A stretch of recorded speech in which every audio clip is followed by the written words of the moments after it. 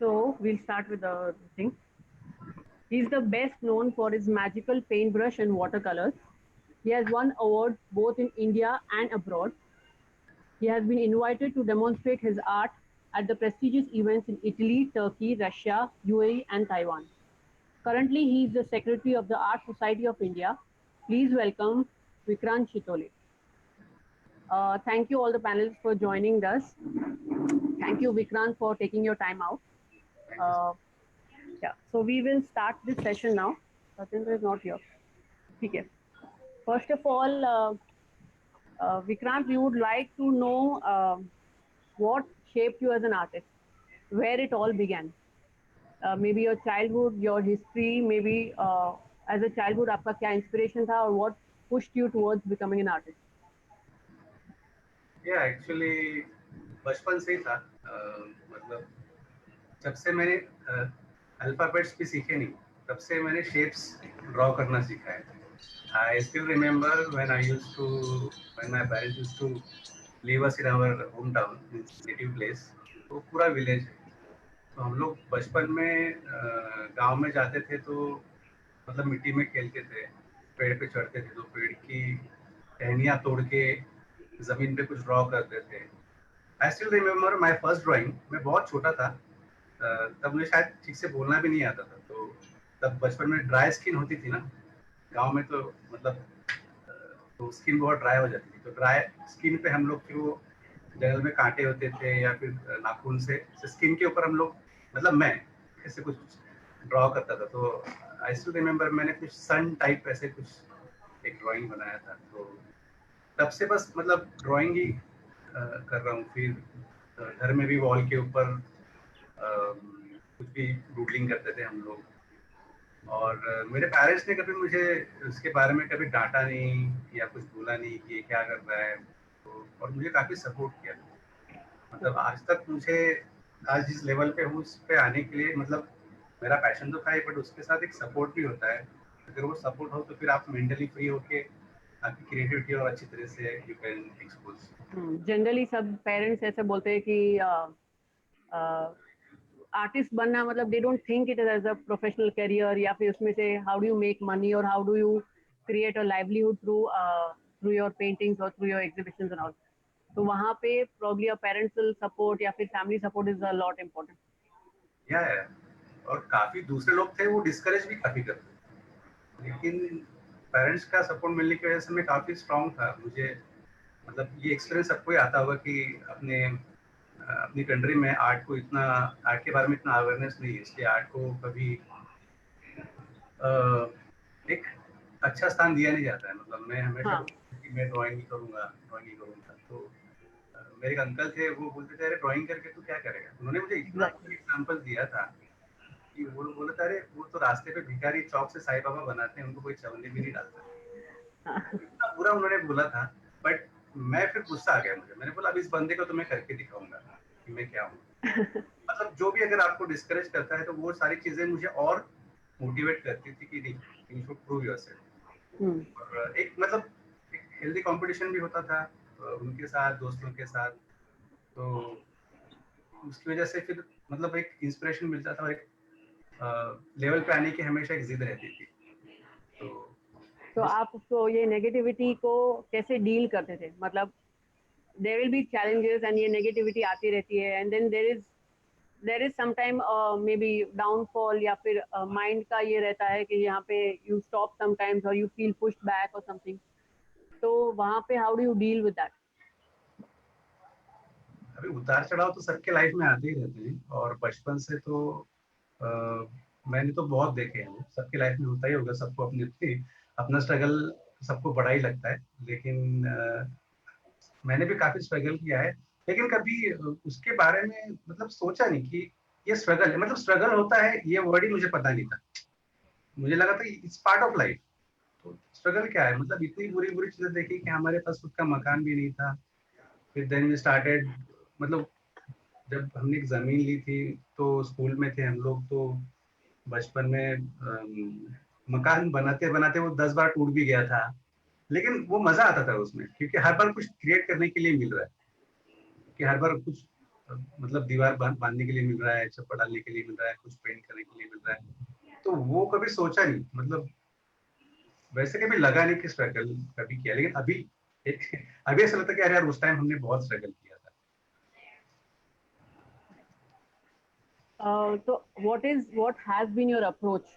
कहाँ से आपको ये इंस्पिरेशन मिला, या फिर on a daily basis where do you get this inspiration from?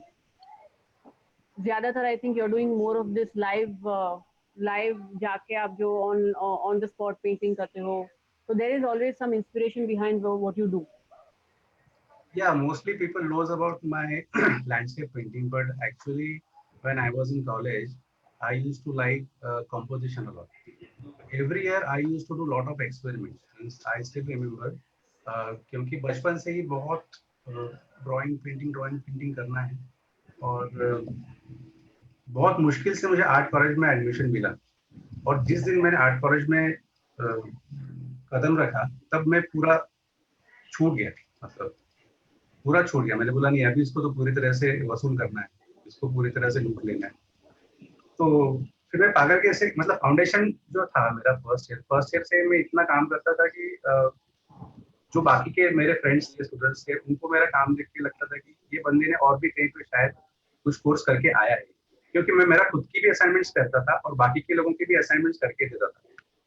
और क्योंकि मुझे अच्छा लगता था कि जितना मैं काम करूँ, कुछ आलसी दोस्त भी होते थे जो सबमिशन के लिए कुछ काम नहीं करते थे, फिर उनका करता था। फिर कमर्शियल्स के कुछ दोस्त होते थे, उनको भी स्केचिंग का सबमिशन होता था, तो मैं और एक्स्ट्रा काम कर करके उनको उनका सबमिशन करता था। लेकिन कभी मैंने, क्योंकि मैं क्या करूँगा, इतने स्केचेस पड़े हुए हैं, मैं रख के क्या करूँ। तो इंस्पिरेशन आई डोंट नो, वो अंदर से कहीं से तो था इंस्पिरेशन। मतलब मुझे नहीं ऐसा लगता है कि मैंने कहीं किसी को काम करते हुए देखा बचपन से और फिर मैं इंस्पायर हुआ। वो शायद अंदर से ही कहीं से था, और उसके लिए मुझे कभी किसी इंस्पिरेशन की जरूरत नहीं पड़ती थी। हाँ, यू कैन से कि नेचर से काफी इंस्पिरेशन मिलता था, कि अगर किसी भी चीज को देखने के बाद उसको ड्रॉ करने का मन करता था।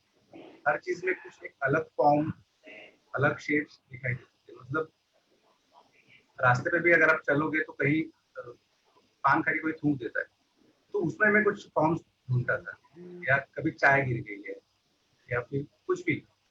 तो मुझे अभी भी याद है कि मैंने फाइनल ईयर में मेरा एक छोटा सा एल्बम है, मैंने वो अभी भी रखा है, जिसमें ऐसे मतलब जो गिरी हुई चीजें हैं, उन चीजों में कहीं कहीं पे मुझे जो इंटरेस्टिंग फॉर्म लगे हैं, मैंने खुद पेंट नहीं किया, बट उसको मैंने मेरे पॉइंट ऑफ व्यू से देख के I have picked it up and I have mental image create हो जाता है। यस। सो वो उन चीजों से काफी इंस्पिरेशन मिलता है कि तो दिख रहा है वो तो हम लोग ऑब्वियसली करते ही हैं, और वो स्टडी के लिए करना भी चाहिए, बट उसमें कुछ खुद का फॉर्म ढूंढना, क्योंकि हर एक का पॉइंट ऑफ व्यू अलग अलग अलग होता है, इसलिए सारे आर्टिस्ट के पेंटिंग में फॉर्म्स, टेक्निक्स सब अलग अलग होते हैं। तो मुझे वो फॉर्म्स ब्यूटीफुल लगते हैं, वो मैंने अभी कलेक्ट किए हैं, और अभी मैं इसके ऊपर काम भी कर रहा हूँ। तो Vikrant, what was this transition period, या फिर एक ट्रांसफॉर्मेशन जो आ जाता है लाइफ में? And I believe you are also an animator, previously you have worked as an animator also. Yes yes. So what was this transition period, या फिर when you have decided कि मुझे full time ये artist बनना है, या फिर I'll leave the job or I'll do something of my own? Full time artist बनना है, ये तो पहले से दिमाग में था, वो तो पहले से ही मतलब कि नहीं, बस इसके सिवा और कुछ कर नहीं सकते। जैसे मैंने बोला कि आर्ट कॉलेज में, क्योंकि हमारी कंडीशन काफी हम लोग काफी गरीब थे जिस वक्त कॉलेज में हमने एडमिशन लिया। मेरे पेरेंट्स ने सपोर्ट करके मुझे एडमिशन तो दिलवा दिया। फिर तो मैं खुश था, लेकिन 2-3 दिन के बाद मुझे सवाल आने लगा कि आर्ट कॉलेज में तो आ गया, लेकिन इसके बाद क्या? ये 5 साल का डिप्लोमा करने के बाद आपको क्या जॉब मिलेगा, आप क्या पैसे कमाओगे, आप पेरेंट्स को कैसे संभालोगे, ये सारे सवाल हमेशा आते हैं। तो फिर मेरा एक फ्रेंड था, उसने मुझे बोला कि नहीं, अभी इसके बारे में आप छोड़ दो, सोचना छोड़ दो, आप जिस चीज के लिए आए हो आप वो करो, आपको अपने आप उसकी दिशा मिलती जाएगी। तो फिर वो काफी हेल्प हुआ मुझे, मेरे फ्रेंड ने जो ये सेंटेंस बोला, उसके बाद फिर मैंने खुद को काम में इन्वॉल्व किया, और जैसे जैसे लास्ट ईयर की तरफ बढ़ते गया, third year, fourth year, fifth year, फिर धीरे धीरे ये काफी लोग आर्ट कॉलेज आर्ट टीचर बनने के लिए करते थे, मतलब आर्ट कॉलेज करने के बाद आर्ट टीचर का जॉब करते थे। लेकिन मैं वो नहीं चाहता था, क्योंकि मेरे टीचर थे, उन्होंने बोला था कि विक्रांत कभी टीचर मत बनना, क्योंकि आर्ट स्कूल में क्या होता है कि यू नो कि उनको जो पढ़ाना है वो ठीक से पढ़ा भी नहीं सकते हैं, कुछ काम भी नहीं कर सकते। तो मैंने भी वो ठान लिया था कि मैं छोड़ना नहीं, ड्राइंग इज माय ऑक्सीजन, अगर मैं ड्राइंग नहीं करूंगा तो मैं रह नहीं सकता। मैंने फिर ये सोचा कि आप क्यों ना हम ऐसा प्रोफेशन ढूंढें जिसमें मुझे मेरा काम भी करने को मिलेगा और जो भी मतलब पैसे भी मिलेंगे। देन आई डिसाइडेड कि उस वक्त एनिमेशन चल रहा था, तो मेरे कुछ सीनियर्स थे वो लोग ऑलरेडी एनिमेशन फील्ड में थे, तो उनसे मैंने गाइडेंस लिया और देन आई चूज कि नहीं चलो मैं जब लास्ट ईयर में था तभी मैंने लगे वो ट्रेनिंग लिया एनिमेशन का, कॉलेज करता था और रात में जाके animation. Your voice, there's some sound issue. Hello. Hello. Can you hear me? Hello. Better now. Yeah. So then I entered in animation field. उसके बाद I worked in so many animation studios. और animation studio में भी जाने के बाद मुझे काफी कुछ सीखने को मिला, क्योंकि आर्ट कॉलेज का जो एजुकेशन होता है और आप जब प्रोफेशनली किसी फील्ड में काम करते हो उसमें काफी डिफरेंस होता है। जब मैं आर्ट कॉलेज के स्केचेस लेके गया था एनिमेशन स्टूडियो में, तब हमारे एक सीनियर सर थे, उनको मैंने स्केचेस दिखाए और देख के वो बहुत खुश हो गए, अरे वाह फाइन फाइन स्टूडेंट। तो मैंने बोला यस सर। ओके, तो एक काम करो, अभी ये सारे स्केचेस फेंक दो, अभी मैं जैसे स्केचेस बोलूंगा वैसे करना। क्योंकि क्या था, आर्ट कॉलेज में हमें आर्टिस्टिक वैल्यूज ज्यादा सिखाई जाती थी और जो बोलते हैं शास्त्र शुद्ध एनाटॉमी या जो प्रॉपर ड्राइंग होता है, स्ट्रक्चर, वॉल्यूम, मसल स्टडी, मतलब जो रियलिस्टिक चीजें हैं वो मुझे नहीं लगता कि ज्यादा किसी ने अपने, मुझे तो नहीं लगता कोई इतना अच्छे से सिखाता होगा। तो एनिमेशन फील्ड में वो सब मैंने सीखा और सीखते सीखते मैंने काफी कुछ सीखा और उसको मैंने मेरे पेंटिंग में भी अडॉप्ट किया, तो वो काफी यूजफुल रहा मेरे पेंटिंग के लिए भी। और आज तक मैं वो जो भी चीजें मैं सीखा सबको एक साथ लेके उसका यूज करते करते मैं मेरे पेंटिंग में so currently now I am not, लेकिन वही था कि एनिमेशन फील्ड में क्या होता है कि बहुत ज्यादा काम होता है, उनके वर्किंग आवर्स काफी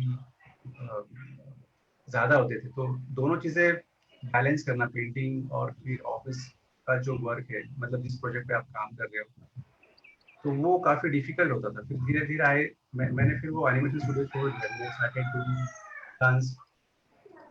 फिर कुछ सालों तक मैंने सिर्फ फ्रीलांस ही किया और अभी तो धीरे धीरे आई थिंक आई हैव नाउ तो एनिमेशन कम्स बहुत ही कम कर रहा हूँ and I am now I am totally into painting. Okay. Ganesh, you want to ask something?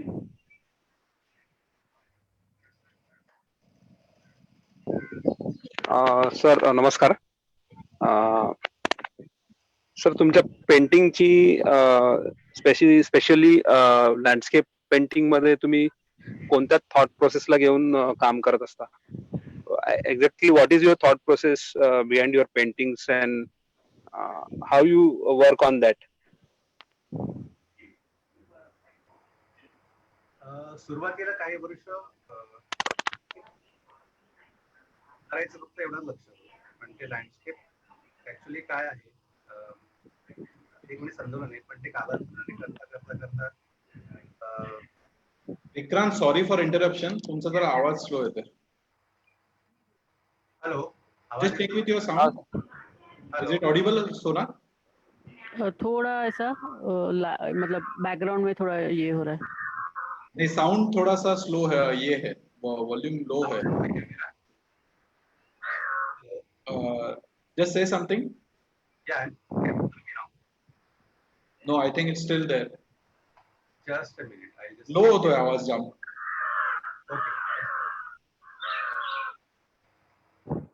Just check everybody is audible. No, you can hold your mic in front of your face, no? so we can easily अच्छा, hear you. कमी येतो का? म्हणजे शोधे.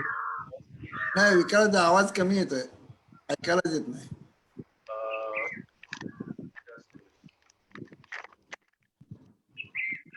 आता ठीक आहे, आता येतोय आवाज? हा. Is it clear or is it Oh, same? yes sir, yes sir. But you are not in the frame, sir, now. Using webcam. Just try again. Is it clear my voice? नाही नाही अजून नाही येत. अच्छा. तुम्ही adjust करून घ्या, काय इश्यू नाही. नाही हेडफोन लावलाय का? Headphone proper You can put headphone ना. सर इयरफोन लावा ना, इयरफोन. नाही ऍक्च्युली इयरफोन नाहीये, पण आता येत असेल कदाचित आवाज. हा आता येतोय, आता येतोय. मी जवळ ठेवलाय. ओके चालेल. अजून चालेल, अजून चालेल. जवळ ठेव, अजून जवळ घे. Okay okay. Is it fine? Yes. Okay. So Ganesh has asked me about Your thought process. thought process. हा. थॉट प्रोसेस बेसिकली लँडस्केप करताना आधी सुरुवातीला कडी म्हणून आधी काम करत होतो, पण नंतर हळूहळू त्या जागेशी संवाद साधणं हे फार महत्वाचं होतं.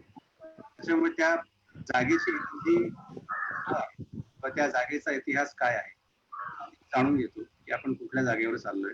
आणि असं नाही की आपण कुठल्या जागेवर गेलो आणि लगेच काम करायला बसलो. मला अजूनही आठवतं की मी मागे राजस्थानमध्ये कुठली जागा चित्तोडगड मध्ये गेलो होतो. कारण प्रत्येक टीमला एक एनर्जी असते ती, आणि ती जागा तुम्हाला इन्स्पायर करत असते काम करण्यासाठी.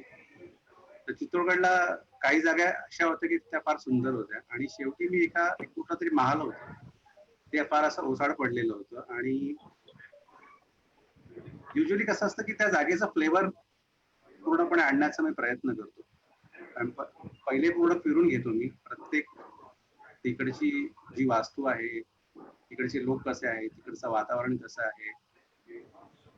तर तेच की ते फील झाल्यानंतर मी ते काम करतो. चित्तोडगडला मी तेच म्हणालो की मागे गेल्यानंतर मला इतकं भकास वाटलं त्या ठिकाणी की माझ्याकडनं काम होऊ शकलंच नाही. म्हणजे मी जबरदस्ती मला त्याची करायचं होतं, पण माहिती नाही की त्या जागेवरती काय असं काय झालं. अशा 2-3 गोष्टी आहेत, आणि हा एक एक्सपिरियन्स झाला.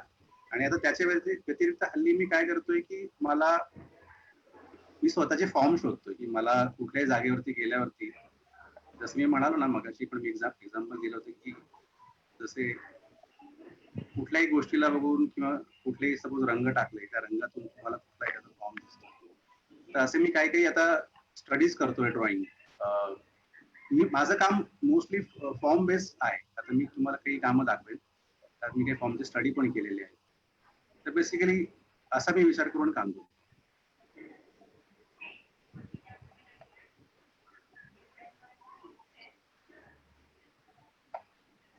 हॅलो.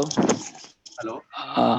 हा तुम्ही आतापर्यंत म्हणजे वॉटर कलर मध्येच तुमची कामं पाहिली, पण त्या व्यतिरिक्त जी माध्यम आहेत ती माध्यम म्हणजे मी इन जनरल आपल्या चित्र प्रोसेस बद्दल नाही बोलत, चित्रकलेच्या प्रक्रियेबद्दल नाही बोलत. की आता इतर कॉलेजेसच्या मुलांना पण त्याबद्दल काही गोष्टी कळायला हव्यात या उद्देशाने तुमचा अनुभव शेअर केला तर बरं आहे. म्हणजे इतर माध्यमांना घेऊन कामामधलं व्हॅरिएशन कसं आणता येईल, किंवा बऱ्याच अंशी आत्ताच्या लँडस्केप पेंटर्स मध्ये म्हणजे यंगस्टर्स म्हणजे कॉलेज मधल्या मुलांमध्ये वेस्टर्न इन्फ्लुअन्स खूप जाणवतो. आणि मग तो इन्फ्लुअन्स टाळण्यासाठी किंवा तो इन्फ्लुअन्स आपल्याला कसा अवॉइड करता येईल याबद्दल पण तुम्ही मुलांसाठी म्हणजे कॉलेज मधल्या यंगस्टर मुलांसाठी काहीतरी तुमचा अनुभव शेअर कराल तर बरं. Yes, definitely. College days, every students want to learn something, अभी क्या होता है कि हमारे आर्ट कॉलेजेस में उतने बुक्स, इंटरनेशनल आर्टिस्ट लोगों के बुक्स है या फिर रेफरेंसेस हैं, वो काफ़ी अवेलेबल नहीं होते हैं, बट नहीं होते थे हमारे टाइम पे। और आजकल तो इंटरनेट पे काफ़ी अवेलेबल है। तो अभी क्या हो गया कि सबको रेफरेंसेस इतने इजीली अवेलेबल है, मतलब कि जब शुरुआत में मैंने भी जब इंटरनेट यूज करना शुरू किया था, तो मेरे हाथ में मतलब ऐसे लगा था कि मेरे पास एक बहुत खजाना मिल गया है। तो मैं काफी वीडियोस, रेफरेंसेस वेस्टर्न आर्टिस्ट लोगों के देखता था। और देखते देखते देन आई रियलाइज कि यार मेरे काम में भी कहीं तो वो इन्फ्लुएंस आने लगा है वेस्टर्न आर्टिस्ट लोगों का। तो देन आई डिसाइडेड कि नहीं, अभी ये रेफरेंसिंग करना टोटली बंद कर देना चाहिए। तो फिर फ्रॉम दैट डे मेरे पास बहुत बड़ा कलेक्शन था, बुक्स का भी था, रेफरेंसेस का था, वीडियोस का था, डीवीडीज का था। उस दिन के बाद मैंने वो देखना पूरा बंद कर दिया। और मैंने ये भी डिसाइड कर लिया कि आप अगर किसी को आप गुरु भी मानते हो, तो उनसे वो कैसा काम करता है ये सीखने के बजाय उनका अप्रोच क्या है, आप वो सीखो। तो मैंने भी कुछ फॉरेन आर्टिस्ट से भी वर्कशॉप करके बहुत कुछ सीखा है, लेकिन मैंने कभी उनका स्टाइल कभी अडॉप्ट करने की कोशिश नहीं की, क्योंकि वो कभी कभी क्या होता है कि बहुत ज़्यादा देखने के बाद भी कहीं ना कहीं वो इम्प्रेशन आपके दिमाग में आ जाता है, आपको पता नहीं चलता। लेकिन आपको बार बार ये क्वेश्चन, मतलब आपको सेल्फ चेक करना बहुत जरूरी है कि यार मेरा काम कहीं किसी आर्टिस्ट से लग तो नहीं रहा। अगर आपको नहीं लग रहा है, आप आपके दोस्तों को पूछो। अरे समटाइम्स बरोबर आहे. आप अपने दोस्तों को पूछो, या फिर काफी आपको ओपन एडवाइस देते हैं। So this is what I would like to suggest कि आप देखो, लेकिन क्या देखना है, कितना देखना है, हर चीज को एक लिमिट होना चाहिए। और आपको आपका खुद का काम निकालना बहुत जरूरी है। वो पर्पसली करने की जरूरत नहीं है, वो नेचुरली आ जाता है। कि आजकल ऐसे भी होता है कि खुद का स्टाइल डेवलप करो, खुद का स्टाइल डेवलप करो, ये भी चलता है। सो पर्पसली वो करने की जरूरत नहीं है, वो आ जाती है, वो नेचुरली आ जाती है। म्हणजे मुळात जेव्हा इम्प्रेशनिस्ट लोकांनी लँडस्केप चालू केलं त्यावेळेला त्यांना लँडस्केप करण्यामागचं त्यांचं कारण वेगळं होतं. कारण कॅमेरा आला होता आणि कॅमेरा ते सगळं काम करत होता. आणि मग युरोपात सतत बदलणारं वातावरण आणि या सगळ्या गोष्टी त्याला कारणीभूत होत्या. मग आता त्यांची लँडस्केप फार एक्सप्रेशन लेवलला जाणवतात बऱ्यापैकी. त्यांनी स्टडी केलं, ज्या पद्धतीने स्टडी केलंय त्या पद्धतीने. आणि मग तिथून म्हणजे वातावरणाचं इन्व्हॉल्वमेंट त्या चित्रामध्ये असणं किंवा स्पॉट मधला ठराविक असं खूप मोठा स्पॅन व्ह्यू आहे वगैरे असं काही नाही. काहीतरी छोटंसंच असून त्याच्यातली ब्रशिंग आणि मग रंगांची हालचाल या सगळ्या गोष्टी त्यांनी कॅप्चर करून मांडलेल्या आहेत. म्हणजे या अर्थी की आपण लँडस्केप करत असताना तर आपल्याकडे लँडस्केप मधूनच बऱ्याचशा अंशी पेंटिंग लेवलला यायला पण खूप स्कोप असतो. आणि मग त्यासाठी ऑब्झर्वेशन आणि तुम्ही जसं सुरुवातीला म्हणलात की त्या स्पेसशी कनेक्ट होणं खूप गरजेचं आहे. आणि ह्या गोष्टी असायला हव्यात. तर लँडस्केप मधला लाईव्हनेस जे आहे ना, ते लाईव्हनेस अशा पद्धतीने आलं तर मग इंटरेस्टिंग होईल. काय वाटतं? म्हणजे बरोबर बरोबर. पण आता मी अशा स्टेजला आहे की मी लँडस्केपला लँडस्केप म्हणून बघतच नाही. म्हणजे लँडस्केप किंवा फिगरेटिव्ह किंवा स्टील लाईफ, आता मी चित्राला चित्राप्रमाणेच बघतो. आता मी त्या लेवलला आलो. आधी तसा विचार करायचो. कसं असतं की कालांतराने आपलं जसं आपण मोठे होतो किंवा जसं आपला एक्सपिरियन्स किंवा अनुभव वाढतो, त्याप्रमाणे आपले विचार किंवा काम करण्याची प्रोसेस म्हणा, किंवा हे परिपक्व होत जातात हळूहळू. तर आता मी कुठल्याही गोष्टीला बघितलं की मला ते चित्र आणि फॉर्म असं वाटतं. मग म्हणजे कधी कधी टेक्निकल गोष्टी पण एखाद्या चित्रांमध्ये काही चित्रांमध्ये म्हणजे काही आर्टिस्ट ची चित्र पाहिली तर टेक्निकल तंत्राचा प्रभाव खूप स्ट्रॉंगली जाणवतं. मग ते ते ते कशा पद्धतीने हँडल करता आलं पाहिजे. असं नसायला पाहिजे. आता लँडस्केप म्हणले की लोकांना वॉटर कलर्स वाटतं. असं का मला ते कळत नाही की वॉटर कलरच हे लँडस्केप वॉटर कलर मध्ये स्पेशल करायला पाहिजे. आपण माध्यम पण चेंज करायला पाहिजे, कारण प्रत्येक माध्यमची मजा वेगळी असते आणि प्रत्येक माध्यम हातात घेतल्यानंतर ते चित्र वेगवेगळ्या प्रकारे घडत जातं आणि घडायला पाहिजे असं मला वाटतं. तर माझं वॉटर कलर वापरण्याचं कारण हेच आहे की मला फार ते सोयीस्कर वाटतं वापरायला किंवा कुठेही न्यायला. आता माझ्याकडे स्वतःचा स्टुडिओ ऍक्सेस नाही. मला स्वतःच, कारण ऑइल मध्ये काम करायचं असेल किंवा मोठ्या साईज मध्ये कॅनव्हासवर काम करायचं असेल किंवा तुम्हाला स्कल्पचर्स करायचे असतील, तर अशा सर्व कामांना, एक्सपेरिमेंटल कामाला तुम्हाला जरा स्पेस लागते. आणि मला फ्लुइड मीडियम आधीपासून फार आवडलंय,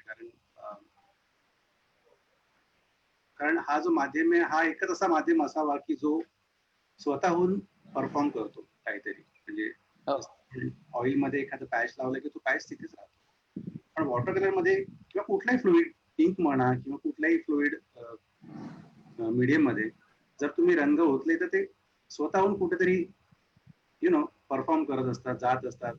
त्याच्यातनं तुम्हाला एक काहीतरी नवीन टेक्स्चर मिळत असतं, नवीन फॉर्म्स मिळत असतात. तर ते मेंटेन ठेवून त्याला घेऊन काय करता येईल तसा माझा प्रयास असतो. तर मला वाटतं सर्वांनी प्रत्येक माध्यम करायलाच पाहिजे. मी तर करतो, मला फार आवडतं. मला ऑइल, चारकोल आणि पेनवर्क फार आवडतं. आणि रिसेंटली मी काही एका कॅम्प मध्ये पण मी स्कल्पचर नाही म्हणता येणार, पण एक साईट स्पेसिफिक हे केलं होतं. स्कल्पचर म्हणा किंवा इन्स्टॉलेशन म्हणा. मागे बँगलोरला एक होतं कॅम्प, तेव्हा जो क्युरेटर होता त्याला माहिती होतं की मी लँडस्केप आर्टिस्ट आहे आणि त्याने माझ्यासाठी सर्व मटेरियल पण आणून ठेवलेलं, पण त्याने मला दिलं नाही. त्याने फार चांगलं केलं, कारण त्याच्याने काय झालं ते फार शिकायला मिळालं मला की नेहमी आपल्याला सवय असते की आपण त्याच माध्यमामध्ये काम करतो, मग त्याच्याने नाविन्य घडत नाही. तर त्याने मला फोर्सफुली मला ते माझं मीडियम दिलं नाही. मग मी काय करायचं? मग मला अवेलेबल काय काय गोष्टी आहेत तिथे, मग त्या साईट वरती जे काही अवेलेबल दगडी होती किंवा जे काही लाकडं होती किंवा ज्या काही गोष्टी होत्या त्या घेऊन मी काहीतरी, म्हणजे मला सुचलं काहीतरी करावं आणि काहीतरी नवीन घडलं. तर मला असं वाटतं की हे असं अशा प्रकारचे कॅम्प्स किंवा आज जे आपण डिस्कशन करतोय ह्या गोष्टी घडणं फार गरजेचं नाही. तर फक्त कलाकार एकटाच काम करत असेल तर मला वाटत नाही की तो फार जास्त एक्सप्लोर करू शकतो. बरोबर. Medha, you want to speak something? माझा आवाज येतोय? हाँ मेरा थोड़ा कमी येतोय. Please, दोनों हिंदी में बात कीजिए. Yes, Facebook से they are asking for English और Hindi. yes.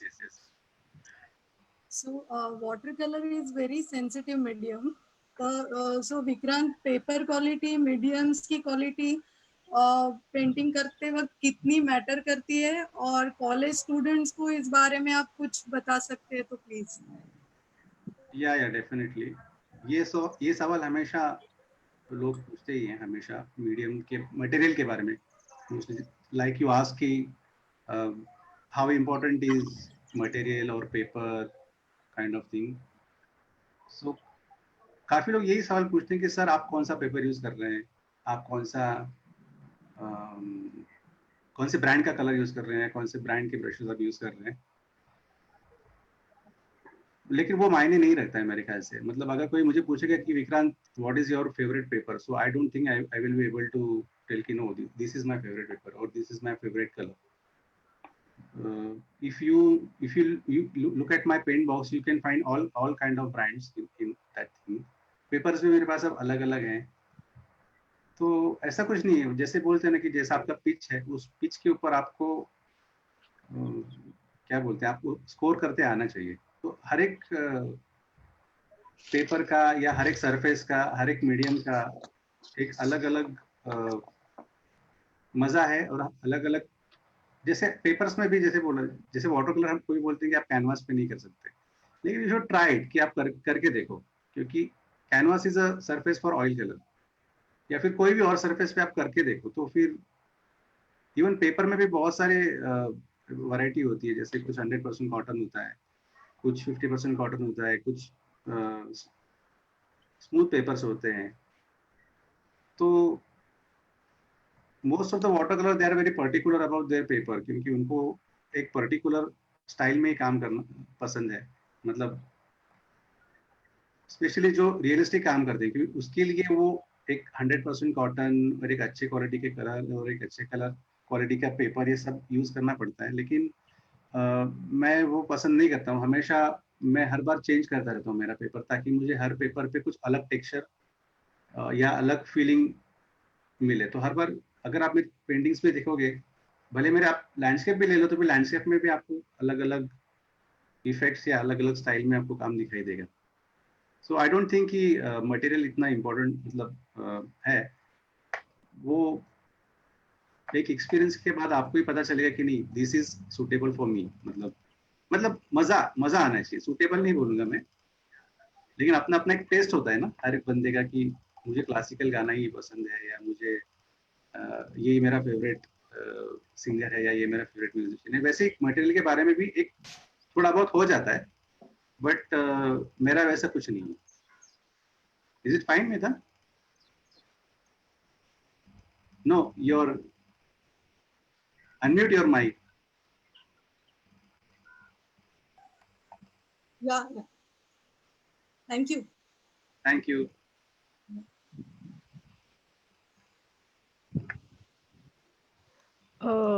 Vikrant, you have accomplished या फिर आपने एक आई थिंक एक बहुत छोटी उम्र में you have established and accomplished something which is very much अपने यहाँ पे इंडिया पे जो generally when you here it in India it's like artist लोग को बहुत स्ट्रगल करना पड़ता है and you know they have difficulty in establishing themselves, whereas you have established yourself in a very short span of time.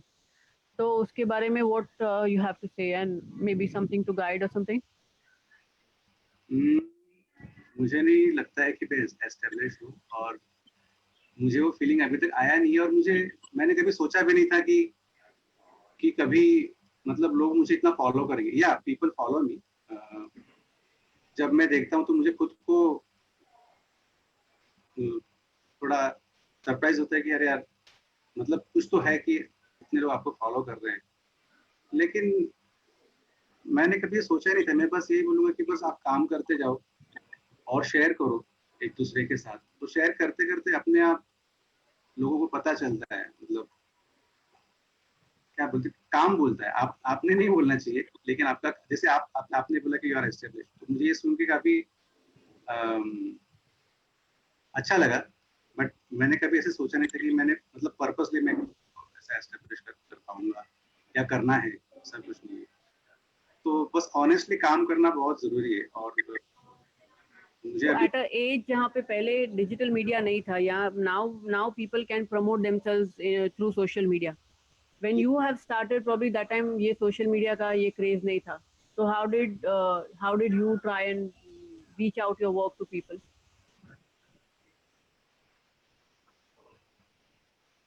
उस जमाने में हम लोगों के काफी ग्रुप्स हुआ करते थे, मतलब specially in Mumbai is full of artist. तो मुंबई में काफी प्लेन एयर पेंटर्स के ग्रुप थे, जैसे संस्कार भारती का एक ग्रुप था। I am associate with art society of India from last 25 years. जब मैं स्टूडेंट था तभी से मैं आर्ट सोसाइटी के साथ हूँ, तो वो एक ग्रुप था। तो क्या होता है कि ग्रुप में काम करते करते किसी ने आपका काम देख लिया, तो वो बोले अरे तूने इसका काम देखा क्या, फिर वो कभी ज्वाइन करेगा, वो किसी और को बोलेगा, तो उस वक्त वो वर्ड ऑफ माउथ होता था। बट ये आई वुड से कि सोशल मीडिया का काफी बड़ा हाथ है, जिसने बहुत कम टाइम में ज्यादा लोगों तक मैं पहुंच सका। तो सोशल मीडिया पे काम शेयर करना, yes you should share, but ऐसे नहीं कि कुछ भी कर दिया और आपने शेयर कर दिया। आजकल तो जैसे हम लोग लाइव मैच देखते हैं ना, जैसे सचिन आया, सचिन ने एक चौका मारा, सिक्सर मारा, तो वैसे सब लोग stage by stage work in progress. नहीं, दिस इज नॉट, ये कोई तरीका नहीं है काम शेयर करने का। हर चीज को आप ऐसे मत करो, आप काम बहुत कीजिए और उसमें से जो आपको बेस्ट लगता है आप वो शेयर कीजिए और don't expect about any likes और एनी कमेंट्स। सो वो चीजें काफी क्या बोलते हैं आपको मिसगाइड करती है। लोगों के कमेंट्स, लोगों के लाइक्स कभी नहीं। मैं तो हमेशा चेक करता हूँ कि मेरे कौन से पेंटिंग को कब लाइक्स मिले। तो मतलब मुझे वो ज्यादा अच्छा लगता है क्योंकि मेरा ये एक्सपीरियंस है कि जो मेरे पर्सनल वर्क्स हैं वो, क्योंकि क्या होता है कि जो पर्सनल वर्क है उसको सबसे ज्यादा आप इंजॉय कर सकते हो, बाकी के लोग इंजॉय नहीं कर सकते, इसलिए वो शायद उसको लाइक्स कम मिलते हैं या उसको कमेंट्स कम मिलते हैं, बट मैं बहुत हैप्पी रहता हूँ। प्रकाश सर, आपको कुछ पूछना है? Vikrant, yes sir. नाही लँडस्केपला साधारण कोण मानलं जातं? एवढं लँडस्केप म्हणजे पेंटिंग नाही वगैरे असं सर्रास समजलं जातं. तुझं काय मत आहे? हो, ह्या गोष्टीवरती खूप जणांचे, अभी सर ने पूछा कि लैंडस्केप को पेंटिंग नहीं समझा जाता है। Landscape is just study. Is it? हेच म्हणायचं ना तुम्हाला? हो बरोबर आहे. स्टडी आहे. म्हणजे ते आर्ट नाही, एक म्हणजे असं समजलं जातं, म्हणजे त्याला गौण धरलं जातं. लँडस्केप हे काय आर्ट नाही. आय थिंक असं नसलं पाहिजे. हो, नसं हा वादाचा विषय आहे खरा, पण वादाचा विषय आणि ह्याच्याबद्दल बोलायला गेलं तर खूप खूप खूप वेळ पाहिजे आणि खूप वेगवेगळी मतं आहेत सर्वांची. चित्र हे चित्र असतं, मग ते लँडस्केप असो, पोर्ट्रेट असो किंवा एखाद्या लहान मुलाचं एक छोटंसं डुडल असो, हे चित्र तुम्हाला आनंद देतं, ते चित्र आहे. मग ते लँडस्केप असो, पोर्ट्रेट असो किंवा काही असो. मला तर काही असं वाटत नाही. आणि इवन आय एक्सपिरियन्स की some people they also tell me की you are doing landscape, then why you are doing on photograph, or why what is your purpose of doing landscape? अरे ऐसे कुछ नहीं, सबका अपना अपना एक्सप्रेस करने का सबकी अपनी अपनी टेस्ट होती है ना? जैसे म्यूजिक हो गया, तो म्यूजिक में किसी को हिंदुस्तानी पसंद है, किसी को रॉक पसंद है, तो जैसे उसमें अलग अलग प्रकार हैं वैसे ही पेंटिंग में भी हैं। जो जैसे सर ने बोला कि उसको अभी भी स्टडी समझ के ही क्यों देखा जाता है, आई don't no. Thank you sir. Sir तुम्हाला काय वाटतं? मला तुमच्याकडनं ऐकायचं. नाही ना, मी तर ते हे प्रकार मानतच नाही. हा, पेंटिंग मध्ये अरे भजन आहे, सुगम संगीत आहे, क्लासिकल आहे, तसेच आपले प्रकार आहेत. कोणाला काय म्हणजे गौण मानायचा प्रश्नच येत नाही, सगळे आर्टच आहे. बरोबर. मला लँडस्केप आवडतात, मी करतो. मला जे आवडतं ते मी करतो. त्याच्यात मला काय वाटायचं ते वाटू दे मला, म्हणजे मी त्याचा विचार नाही करत. मतं असू शकतात प्रत्येकाची वेगळी, मी असं म्हणत नाही, पण मला आवडतं मी करतो बस. हो, अगदी. ह्यामध्ये मला एक गोष्ट थोडीशी ऍड करायची की प्रश्न विचारायचा मला कळत नाही, पण generally I have seen lot of fights between the artist on this kind of a subject. म्हणजे लोक आर्टिस्ट मध्ये एक विचित्र प्रकारचा फाईट चालू असते की हा पर्टिक्युलर आहे तो केवळ लँडस्केपच करतो, तो आहे तो केवळ फगिरेटिव्हच करतो, तो आहे तो केवळ त्याचा म्हणजे कदाचित ज्या लोक म्हणजे जे लोक एक विशिष्ट पद्धतीच्या कामामध्ये त्यांना प्रावीण्य मिळालंय तर त्याच्यामध्ये ते काम करत राहतात.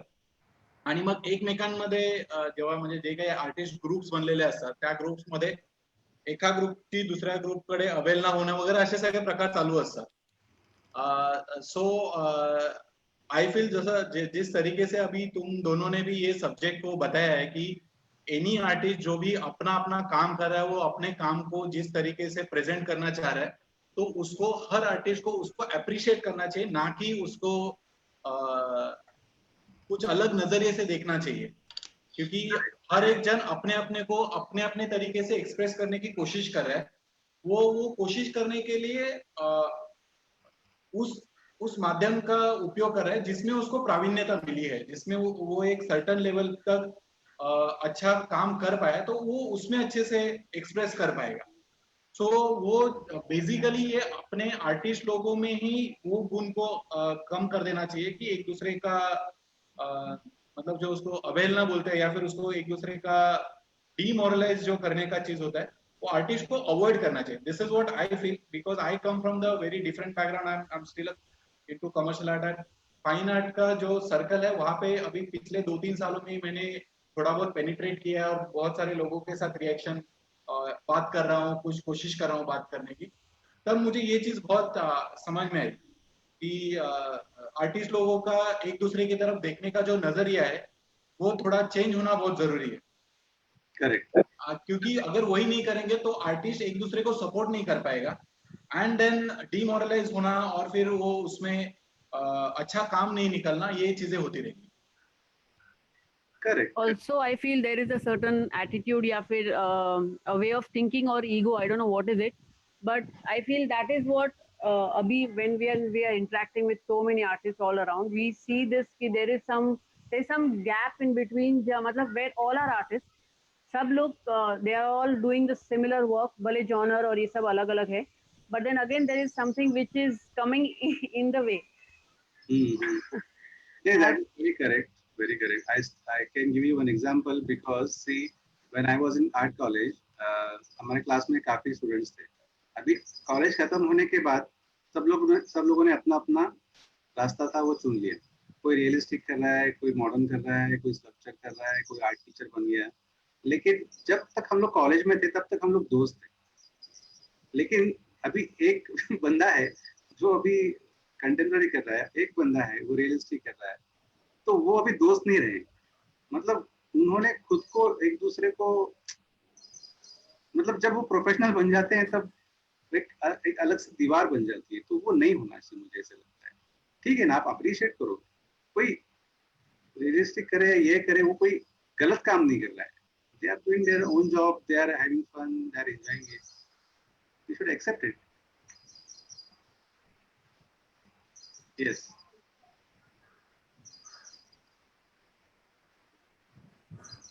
सर एक बोलते हैं कि जो those people who are maybe the best of artists, I won't say best क्योंकि अभी सब again they all are different in their own field. They have a certain, they are the disciplined people, or maybe they have something that differentiates them from the others. What is it? Like, is it the discipline, consistency, a way of thinking, or what would you say? No, I didn't get you. एक एक तरीके का मतलब I won't say successful in terms of money, but in terms of your work, you have to have some discipline to it. आपके काम में या फिर आपकी सोच में, what is it that differentiates an artist rather than, मतलब compare अगर करने जाए तो ये artist successful हुआ है या फिर ये artist का काम अच्छा है, तो what is it that differentiates it? Differentiation, actually it's very difficult to tell you in words.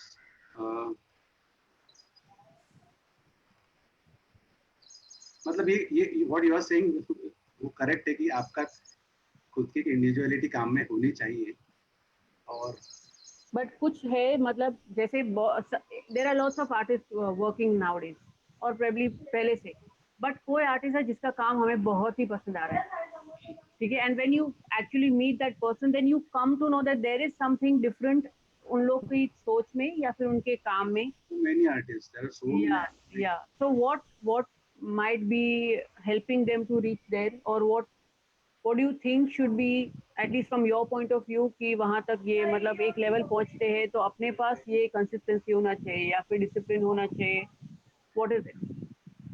Maybe from your experience. This is the only thing which always, it is like daily riyaz. Daily रियाज करते करते आपका सिर्फ hand ही नहीं, but आपकी thinking और आपकी process, आपकी फिलोसॉफी पे भी वो भी मैच्योर होती है. तो वो करते करते ही आपका काम अलग दिखाई देने लगता है, क्योंकि आपका अंदर का जो आर्टिस्ट है वो आपको हमेशा नॉक करता रहता है कि बॉस, मतलब जो भी क्रिएटिव आर्टिस्ट है जो हमेशा एक्सपेरिमेंट करना चाहते हैं वो लोग हमेशा सेल्फ चेक करते होंगे.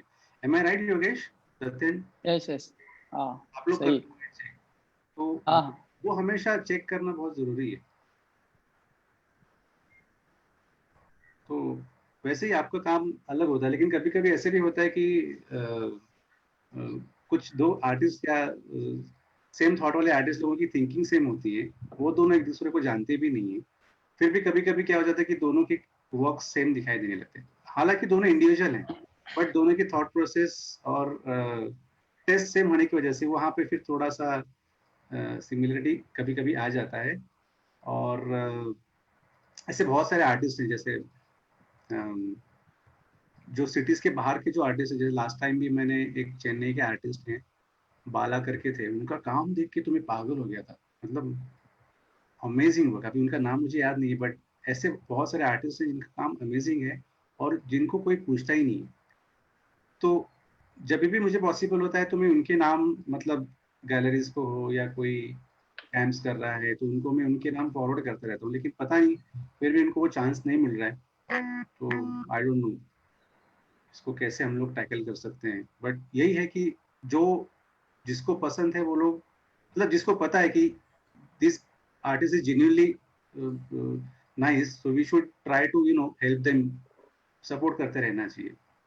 सो जैसे अभी मुझे पता है, तो मुझे अगर कुछ पता है कि यहाँ पे कोई आर्ट कैंप हो रहा है या उनके लिए मैं कुछ हेल्प कर सकता हूँ, so definitely I will do that. So सब लोगों ने वैसे करना बहुत जरूरी है। और पहले कैसे होता था कि पहले गैलरीज ही ये सब चीजें कमांड करती थी कि कौन सा आर्टिस्ट कितना फेमस है, कौन सा आर्टिस्ट कितना बड़ा। I think I don't know if you agree with this और नॉट, क्योंकि जो भी पुराने टाइम में आर्टिस्ट होके गए हैं उनको बड़ा करने में गैलरीज का बहुत बड़ा हाथ है, और आजकल तो गैलरीज चल ही नहीं रही। तो I think this is very good time, और सोशल मीडिया काफी ओपन हो गया है कि अभी आप आपका काम काफी एग्जीक्यूट कर सकते हो, एक्सपोज कर सकते हो। सो this is a good opportunity I think.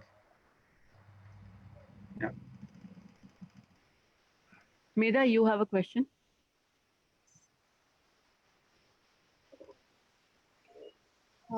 Vikrant, एक क्वेश्चन था कि एक अच्छे पेंटिंग के लिए उसका स्टार्टिंग पॉइंट और उसका एंड पॉइंट बहुत मैटर करता है। तो आपके पेंटिंग्स जब भी देखते हैं तो उसमें जो एंड पॉइंट है ना, उसका एक्यूरेसी बहुत अमेजिंग है। तो उसके बारे में आप कुछ बता सकते हैं तो प्लीज, कि पेंटिंग एंड करते वक्त आप कैसे सोचते हो, कहाँ पे रुकना है, या ये कैसे डिसाइड होता है आपका? ये बहुत इम्पोर्टेंट चीज है, स्पेशली किसी भी पेंटिंग में, कि इट इज लाइक कुकिंग। मतलब कुकिंग में जैसे बोलते हैं ना, हर एक चीज का एक प्रमाण होता है। मतलब कोई भी चीज अगर ज्यादा हो जाती है तो फिर उसमें उतना मजा नहीं आता है। वैसे ही आर्ट का है। और मेरा पहले से ही है कि मेरा मिनिमलिज्म की तरफ ज्यादा आकर्षण रहा है। सो जैसे मैं कॉलेज में कॉम्पोजिशंस करता था, तो मेरे कॉम्पोजिशंस में स्पेस को मैं ज्यादा इंपॉर्टेंट देता था। मेरे फॉर्म्स या मेरा ब्रश वर्क या व्हाटएवर जो भी टेक्निक है, मैं बहुत कम काम करता था। मैं सोचने में ज्यादा टाइम लगाता था कि मैं जो भी उसमें रखूंगा वो एकदम सही सही सही रखना चाहिए। ऐसे नहीं कि बस कैनवास लगा दिया और आप शुरू हो गए। जैसे अगर मुझे कोई पेंटिंग भी शुरू करना है तो उसका जो फर्स्ट पॉइंट है, वो फर्स्ट पॉइंट के लिए मैं बहुत टाइम लेता हूँ।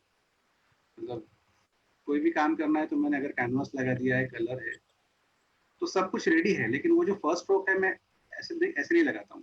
क्योंकि जो आपका फर्स्ट स्ट्रोक है, जो एनर्जी फर्स्ट स्ट्रोक में होती है, वही आपको एंड तक लेके जाती है। तो जो मेरा फर्स्ट स्ट्रोक जो होता है वो मेरे लिए बहुत इंपॉर्टेंट होता है कि मैं वो कहाँ से शुरू करूँ और उसमें कितना फोर्स होना चाहिए। तो मेरा फर्स्ट मतलब वही है कि अगर मेरा वो फर्स्ट स्टार्टिंग में ही अगर उतनी एनर्जी में नहीं डाल पाया तो फिर हमेशा इम्बैलेंस हो जाता है। तो मैं काफी टाइम लेता हूँ, काफी सोचता हूँ। जैसे हम लोग काफी एनर्जी इकट्ठा करता हूँ सोच के माइंड में, देन आई स्टार्टेड। और खत्म करते वक्त जब मुझे लगता है कि ओवरवर्क नहीं होना चाहिए, अभी ओवरवर्क नहीं होना चाहिए, ये डिसाइड मैं कैसे करता हूँ अभी ये डिसाइड नहीं कर सकता हूँ मैं, बट अपने अपने अपने आप अंदर से कुछ आ जाता है। कभी कभी पेंटिंग आधा भी हो जाता है, लेकिन आपका मन नहीं करता कि यार आपको ये फोर्सफुली कंप्लीट नहीं करना है, तो फिर मैं इसको वहीं पे स्टॉप कर देता हूँ। नॉट नेसेसरी, कभी कभी डेमो भी मुझे देने पड़ते हैं कहीं कहीं पे, तब वहाँ पे थोड़ा कभी कभी डेमो के टाइम आपको सब दिखाना पड़ता है, फिर भी मैं मेरे ऑडियंस को थोड़ा सॉरी बोल के बोल देता हूँ कि अभी मुझे कुछ फोर्सफुली करने की इच्छा नहीं हो रही है इसमें, सो आई स्टॉप माई सेल्फ, क्योंकि क्या होता है अगर फोर्सफुली करोगे तो फिर आपका पेंटिंग पूरा बिगड़ जाता है।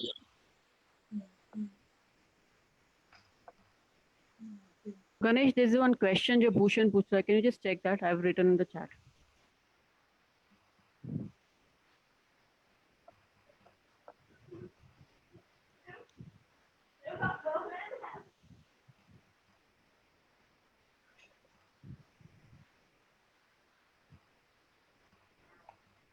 मी विचारू का? भूषणने प्रश्न विचारलेला आहे. आर्ट सोसायटीचे सचिव झाल्यापासून तुम्ही बरेच उपक्रम राबवले, काही टॉक शो वगैरे. पुढील काळात अजून काही असे उपक्रम डोक्यात आहेत का? किंवा आर्ट सोसायटीच्या माध्यमातून काय वेगळं करता येईल का? या बाबतीत तुम्ही कसा प्रयत्न करता? हो, उपक्रम तर बरेच चालले आहेत. आता रिसेंटली आम्ही आर्ट सोसायटीला रिनोव्हेट पण केलंय. त्यासाठीच केलंय कारण I don't know if you have been to our office, Art Society of India. It's a very small space. Renovated it to do maximum art activities. Now it is an open studio. अगर आप आके देखेंगे तो काफी space भी काफी बड़ी कर दी है, तो बहुत सारे ऐसे एक्टिविटीज हम लोगों ने प्लान किए हैं. इवन गार्डगे सर ऑल्सो नोज, बट वही है कि आप सबका सपोर्ट भी बहुत जरूरी है, क्योंकि क्या होता है कि कमिटी मेंबर्स हैं वो काफी कम लोग हैं, तो मैन पावर बहुत जरूरत पड़ती है. तो हर बार सिर्फ कमिटी के लोगों को ही उसमें काम हर एक्टिविटीज में उनको इन्वॉल्व होना पड़ता है. तो it is not always possible to do so many activities on. अभी हम लोगों को भी खुद का बहुत टाइम उसमें डालना पड़ता है. तो I have request from all the artists to support Art Society of India. Please come up with your new ideas, come up with your volunteer support, so we can do lot of things. We have lot of activities in mind. अगर आपको लगता है तो आप लोग आइए, हम लोग सोचेंगे, हम लोग डिस्कस करेंगे. We have art camps in mind. We have so many different activities. So अभी लॉकडाउन की वजह से अभी बहुत सारे प्रोग्राम्स थे, लेकिन लॉकडाउन की वजह से सब हम लोगों को कैंसिल करना पड़ा इस बार. But still we are thinking अभी ऑनलाइन भी कुछ एक्टिविटीज जैसे आप लोगों ने शुरू की है वैसे हमारा भी चल रहा है, लेकिन इन सारी चीज़ों में टेक्निकल बैकअप स्ट्रांग होना बहुत ज़रूरी है. सो जब तक अगर आपका क्या बोलते हैं इंफ्रास्ट्रक्चर स्ट्रांग ना हो, तब तक आई वुड सजेस्ट कि हम लोगों को लिए वो नहीं करना चाहिए. So we are working on that. I want to add something to this. Vikrant, जैसा आपने बताया कि आप एक ऐसे इंस्टीट्यूशन को हेड कर रहे हो जहाँ से आप कुछ चीजें मोबिलाइज कर सकते हो, तो उसी तरीके से शायद हम लोग मैं है, सोना है, योगेश पाटिल है, और योगेश के जो मेंबर्स है तुरिया, जहाँ पे उन्होंने ग्रुप फॉर्म किया है, तुरिया ग्रुप. तो ऐसा इंडिविजुअल लेवल पे मैंने बहुत पिछले 2-3 साल में देखा है कि बहुत सारे लोग बहुत सारी एक्टिविटीज कर रही है. अभी क्या होता है ना, ऐसे एक्टिविटीज करते वक्त आपके पास एक बेसिक फंडिंग होना बहुत जरूरी है, क्योंकि अपनी कम्युनिटी बहुत छोटी है. वो कम्युनिटी को फंडिंग जो है वो अनलेस एंड अनटिल इंडिविजुअल उसमें नहीं डालता है, तब तक उसको और कहाँ जगह से फंडिंग आना बहुत डिफिकल्ट लगता है. मतलब हम लोगों ने कोशिश की है कि कुछ ब्रांड्स को अप्रोच करके कुछ फंडिंग लाने की या फिर कुछ करने की, but it becomes little difficult for them, because कि अगर ब्रांड को, किसी भी ब्रांड को जो आर्ट फील्ड में काम कर रहा है उसको अगर फंडिंग देनी है, तो they want to see the number, और वो अपनी आर्ट कम्युनिटी इतनी छोटी है कि वो नंबर उनको नहीं मिल पाता है शायद. आई डोंट नो, समहाउ हमारे शायद वो एफर्ट्स कम गिरते रहेंगे या कुछ होता रहेगा. बट इस तरीके की एक्टिविटीज करने के लिए जो बेसिक लेवल का चीज है वो that is the basic kind of a funding.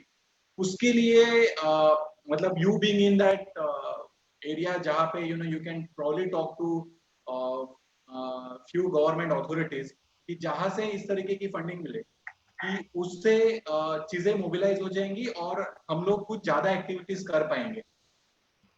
Is there any kind of possibility? अगर उस तरीके की चीज है तो we would like to come together on this and हम लोग ये सारी चीजें कर सकेंगे। एक हम लोग ने पिछले 3 साल में कुछ आर्ट कैंप्स बाहर ऑर्गेनाइज किए, कुछ टॉक्स, लाइव टॉक्स ऑर्गेनाइज किए, and just because this lockdown is happening we have decided to go on online and do some talks. तो इस तरीके की चीजें एक साथ हो सकती है। जैसे आपने बताया कि वॉलंटियरिंग भी अगर हम लोग कोशिश करें तो साथ में मिलके बहुत कुछ कर सकते हैं। तो you being in that position where you can talk to this people, government authorities, जहां से इस सारी चीजों में हम लोग गवर्नमेंट की कुछ मदद ले सकते हैं।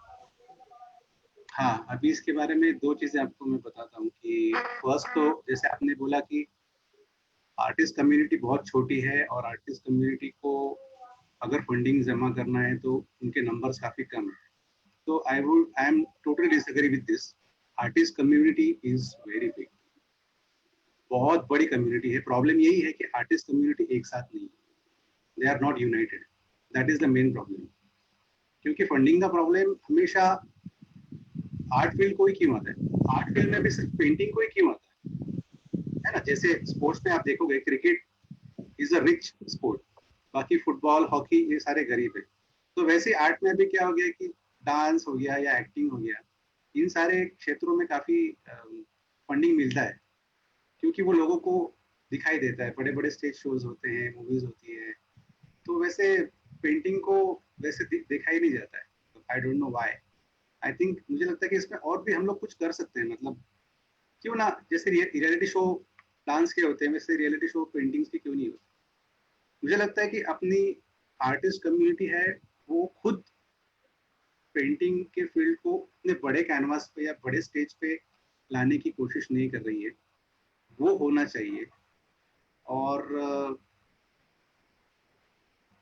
हमेशा मैंने देखा है कि आर्टिस्ट लोगों की कंप्लेंट होती है कि फंडिंग चाहिए, फंडिंग चाहिए, हेल्प चाहिए, सपोर्ट चाहिए।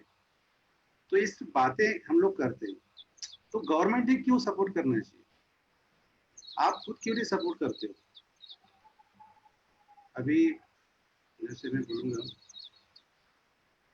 अभी आर्ट सोसाइटी ऑफ इंडिया खुद इस मतलब नॉन प्रॉफिट ऑर्गेनाइजेशन, तो काफी सालों से आर्ट सोसाइटी जिस तरीके से सारी एक्टिविटीज चला रही हैं, इसके पीछे जो भी कॉर्पस फंड है या जो भी डोनेशंस आते हैं, डोनेशंस भी हमें जमा करने के लिए काफी एफर्ट करना पड़ता है कि जो भी हमारी मेंबरशिप आती है या ये आते हैं, तो उससे हम लोग ये फंड जमा करते हैं। और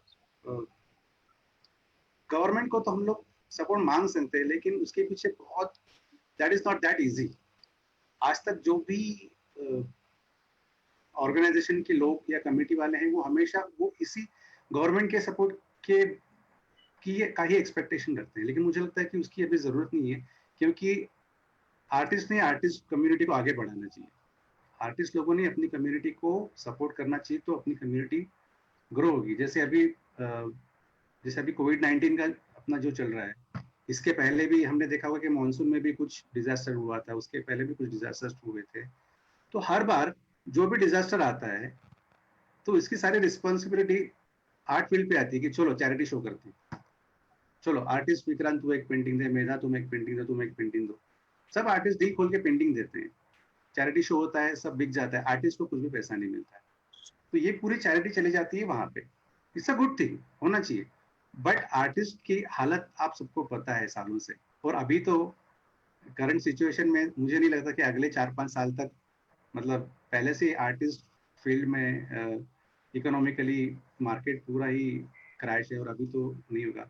तो ऐसी सिचुएशन में अभी जिन लोगों को हमने सपोर्ट किया था उन लोगों ने सपोर्ट करना चाहिए आर्टिस्ट लोगों को, ऐसा मुझे लगता है। और अपनी जो भी संस्थाएं हैं उनको चलाने के लिए भी हम लोगों ने वो हेल्प करनी चाहिए। तो उसके लिए हम लोगों ने एक छोटा सा स्कीम किया था आर्ट सोसाइटी का को सपोर्ट करने के लिए, कि एक कला स्नेही निधि करके एक छोटी सी हमने स्कीम निकाली थी कि आप आपके बर्थडे के दिन आप खुद एक आर्ट सोसाइटी को small amount what ever you want to do you will support like that. तो वैसे हम लोगों ने अलग अलग छोटे छोटे कुछ स्कीम्स निकाले थे, और उसमें काफी लोगों ने हेल्प किया। सो ऐसी छोटी छोटी स्कीम्स हम लोगों ने अपने खुद की कम्युनिटी को हेल्प करने के लिए करना चाहिए। आई थिंक गवर्नमेंट के पास आपको सबको पता है, हम लोगों ने भी बहुत कोशिश की है, मैंने भी बहुत कोशिश की है, लेकिन बहुत कम सक्सेसफुल होता है। वैसे उसके लिए काफ़ी बड़ा नाम चाहिए। अभी जैसे ऐसा नहीं बोलूँगा कि आपने कोशिश नहीं करनी चाहिए। जैसे प्रफुल्ला डांडकर मैडम थी, उन्होंने तो इतना एफर्ट लिया था कि उनकी वजह से आज बॉम्बे आर्ट सोसाइटी की पूरी वास्तु वहाँ पे खड़ी है। तो मतलब वैसी पर्सनालिटी होने की बात अलग है, बट आई वुड से कि रादर देन आस्किंग, मतलब किसी और को मांगने से अच्छा हम खुद पहले सपोर्ट करें, वो एटीट्यूड होना बहुत जरूरी है।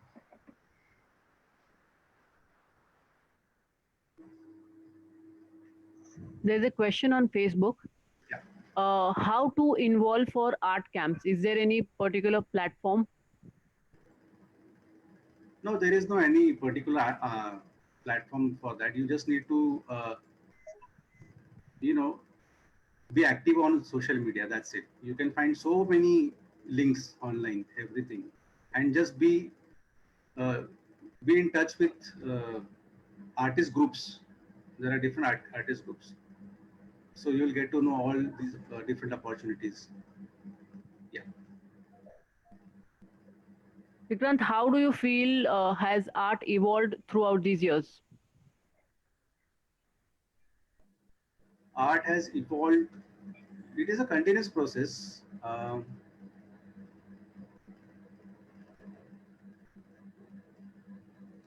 Could you थोड़ा सा और आपको क्या एक्सपेक्ट है वो आप मुझे आपने जब से शुरू किया है, and what do you find this difference in throughout these years? Has it changed or has the process changed, or people's way of seeing things have changed, or what has it changed? And probably you have even traveled abroad. Do you find art has evolved? Yeah, definitely art has evolved because in earlier days we used to just follow whatever conventional way of painting. Right now you can see so many experimental work. मतलब पहले हम लोग सिर्फ rule को follow करते थे। मतलब I just give you one example of water colour painting only, कि वाटर कलर पेंटिंग के कुछ उसूल होते थे कि आपको व्हाइट कलर नहीं यूज करना है, या आपको ब्लैक कलर यूज नहीं करना है, या it should not be opaque, और मतलब ऐसे काफी होते थे। तो लेकिन आजकल every artist is breaking all the rules, तो सब लोग रूल्स तोड़ के अलग अलग काम कर रहे हैं। और उसमें एक पूरा मुझे क्या लगता है कि काफी मतलब एक अच्छी बात है कि बहुत सारे लोग जुड़ गए हैं अभी आर्ट कम्युनिटी से। अभी हर कोई आर्टिस्ट बन रहा है, लेकिन वो जेन्युइन आर्ट जो है ना वो मिसिंग है। मतलब जेन्युइन आर्ट क्या है उसको पहचानना कैसे है। आजकल क्या हो रहा है कि इतना एक्सपोजर मिल रहा है तो हर कोई हर आर्ट को अप्रिशिएट कर रहा है। अप्रिशिएट करना अच्छी बात है, लेकिन जो चीज़ जेन्युइन नहीं है उसको सपोर्ट करना गलत बात है। तो आजकल मॉडर्न आर्ट के नाम पे मतलब लोग कुछ भी कर रहे हैं, मुझे ऐसे लग रहा है, और बहुत जेन्युइन आर्टिस्ट हैं उनको वो फिर वो जगह स्थान नहीं मिल पा रहा है। सो this is what I regret about.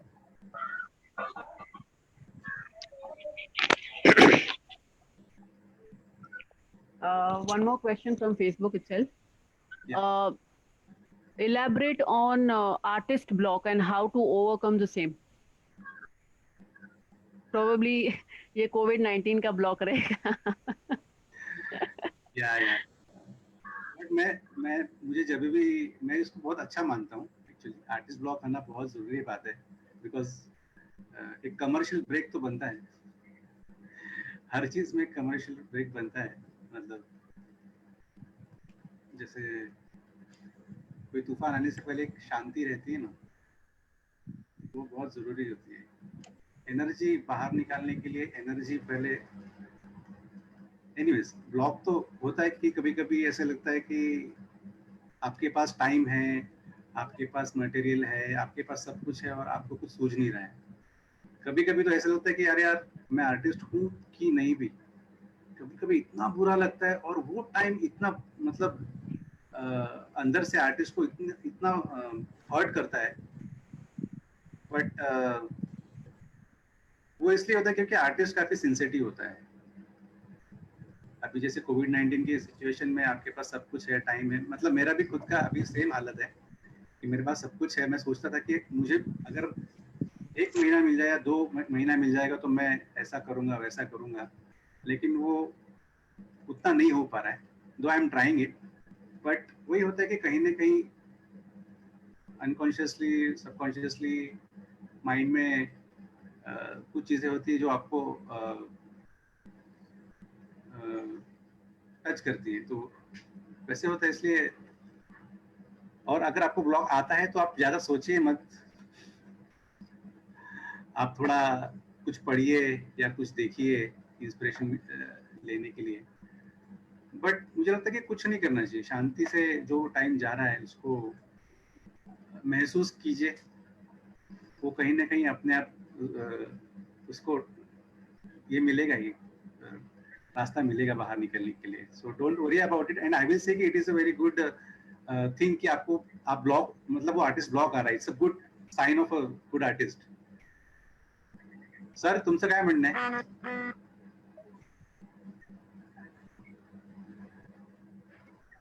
ना माझ्या दृष्टीने तर ही चांगली गोष्ट आहे, हा. होतंय ते इतकं मस्त होतंय. हो, ह्याच्यात तर बऱ्याच गोष्टी शिकायला मिळतात. एकतर जे मी म्हणणाऱ्यांना त्याने या करोनाने आपापली जागा इतकी छान दाखवून दिली, कोणी आता मोठा नाही कोणी छोटा नाही, सगळे एका लेवलला आणून सोडलेले आहेत. येस येस येस ह्याच्यातून तुम्हाला शिकण्यासारखं आता बरंच आहे. Yes definitely. जेवढं आता तुम्ही जाल तेवढं बरं चांगलं आहे. हे नेचरच आता नेचरनेच हे सगळं घडवून आणलेलं आहे. म्हणजे महाराष्ट्र हे सगळं चांगलंच आहे. तसं आपण म्हणायचो ना मला वेळ असते तर हे केलं असतं ते केलं असतं, हे करणाऱ्याला आता खूप भरपूर वेळच वेळ आहे. करा, भरपूर करा, जे जे डोक्यात आहे ते करा आणि स्वतःला एक्सप्रेस करा जेवढं मिळतंय तेवढं. येस येस चांगली गोष्ट आहे ही माझ्या दृष्टीने. येस. तर तुम्हाला होतो का ब्लॉग कधी असा? नाही नाही, मला ना माझा म्हणजे ब्लॉक व्हायला मला कुठे वेळच नाही. माझ्या काम म्हणजे कामच माझं एवढं बारीक असल्यामुळे मग दुसरा विचारच येत नाही डोक्यात माझ्या. Yes yes yes. आता इथे पण माझं काम कंटिन्यू चालूच आहे, सकाळी 9 ते रात्री 9-10 पर्यंत चालूच आहे माझं, त्याच्यात खंड नाही काय. इंटेन्स मेडिटेशन सारखं काम हो आहे. नाही, ते हे मीडियमच असं आहे की तुम्हाला कंटिन्यू काम करतच राहायला पाहिजे, त्याला इलाज पर्यायच नाही काहीच. Yes yes. हो, मला तर खूप चांगलं आहे. तुमच्याकडनं खूप काही शिकण्यासारखं आहे sir.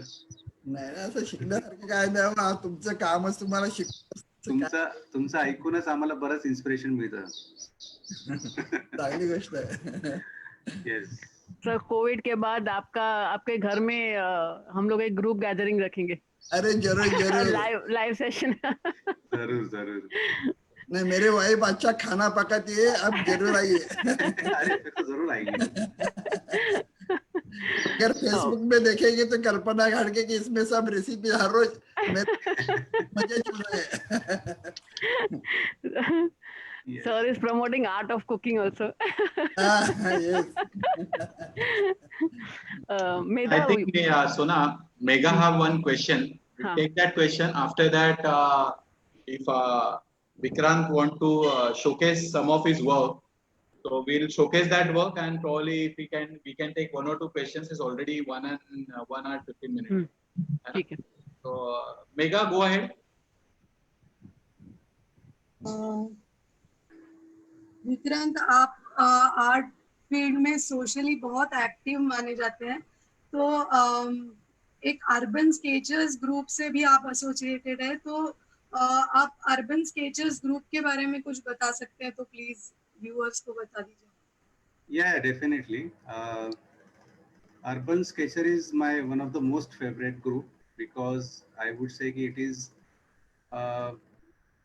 a group which is working on contemporary subjects.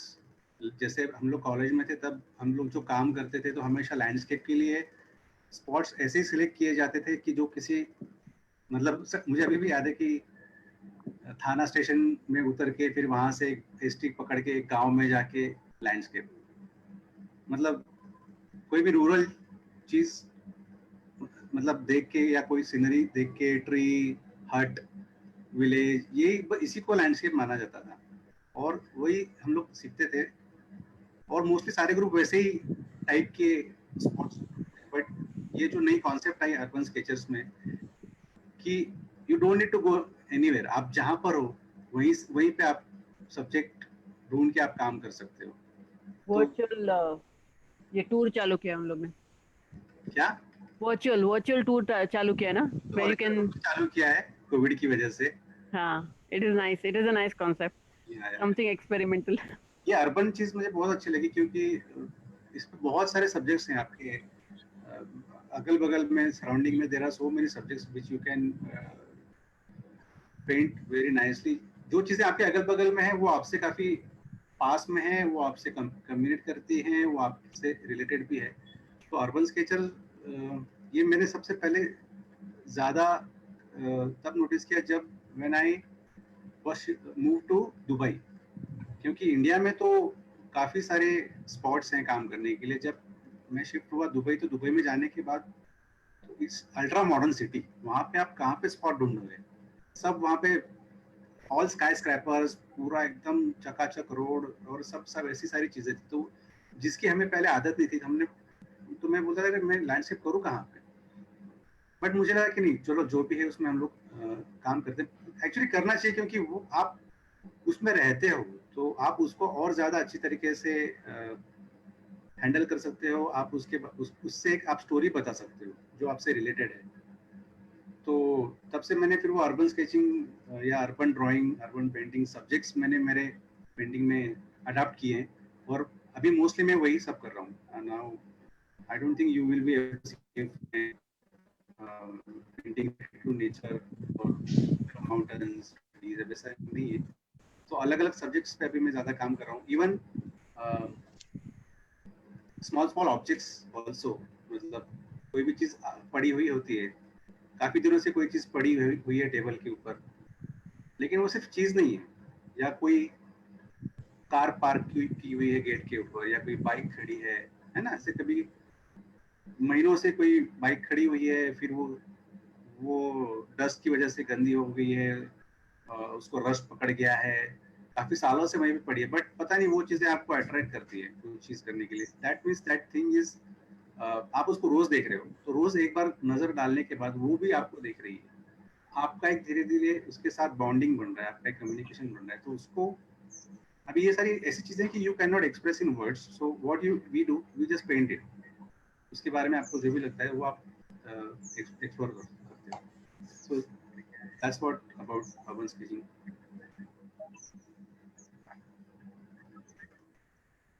Vikrant, can you show us some of your work, आपके landscape painting, some of your favorites probably?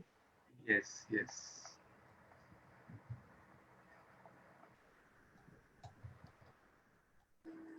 Yeah, most of the people, they know me as a landscape artist, but I would like to tell ki I like all kind of subject. Even I like portrait also, I like composition also. I would say कि मेरा सबसे favorite subject composition ही रहा है हमेशा। मैंने college में बहुत सारे compositions किए थे, और क्या होता है कि आप कॉलेज छोड़ने के बाद आपको अगर कोई पेंटिंग करना है, कॉम्पोजिशन मीन्स पेंटिंग, तो पेंटिंग करने के लिए आपको एक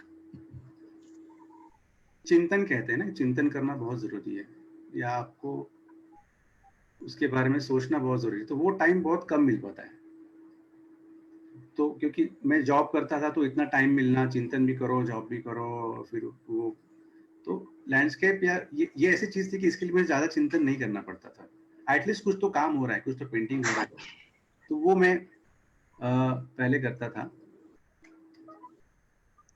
So I'll start with my paintings, जिसमें कुछ I'll start with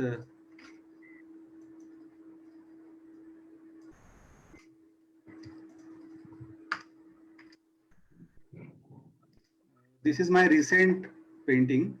Now again, this is a different kind of paper. Actually, this is hot press paper, which is not suitable for watercolor. It was very challenging for me, but still मैंने वो किया। ऐसे नहीं कि मैंने बोला कि नहीं ये मेरे स्टाइल के लिए सुटेबल नहीं है तो मैं नहीं करूंगा, बट आई टुक, मतलब मैंने डेयरिंग किया और उसके ऊपर काम किया। What is the paper you said? This is hot press paper. Hot press. Yeah. So I end up with a good painting. So I'm happy. So ये जो textures आए हैं इसमें background में, these are very fascinating. I love this. This is again one of my painting.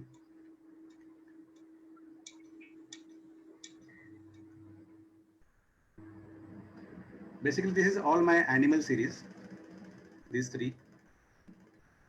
Then these are some of my landscape demos.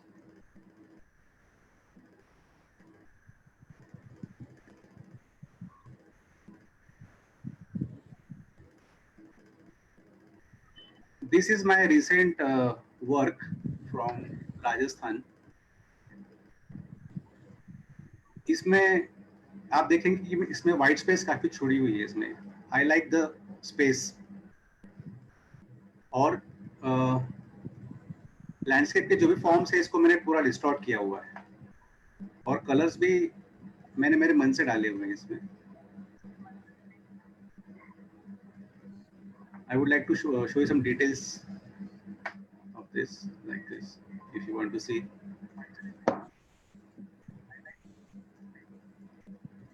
अभी ये काम मैंने नाइफ से किया हुआ है.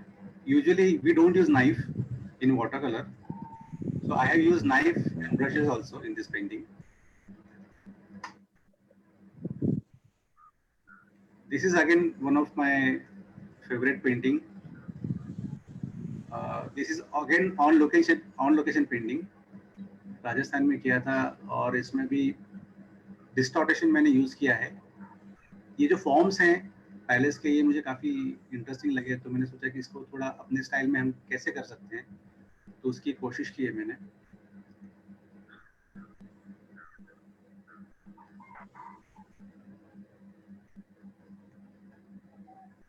Now this is my again daily painting. Every year I follow one challenge for 1 month कि एक महीना लाइव आपको काम करना है. One painting each day from life. So ये सब जो भी मेरे घर में जो भी ऑब्जेक्ट्स हैं उनका मैंने सब्जेक्ट लेके पेंटिंग किया था.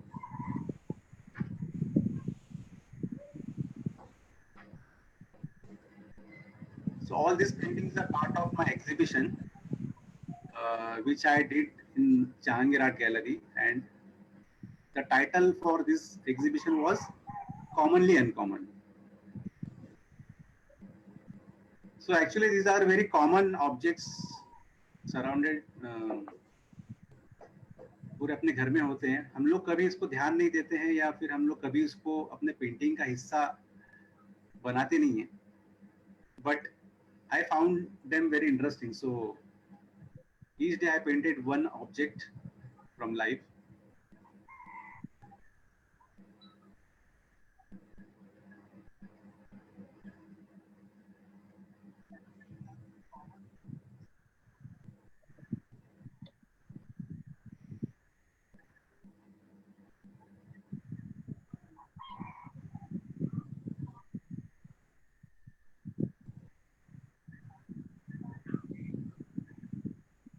Now this is one of my most favorite painting. I have titled it as an inspiration seat. आपको पता होगा इस सीट पे बैठने के बाद सबको इंस्पिरेशन आता होगा कुछ ना कुछ. I am sure.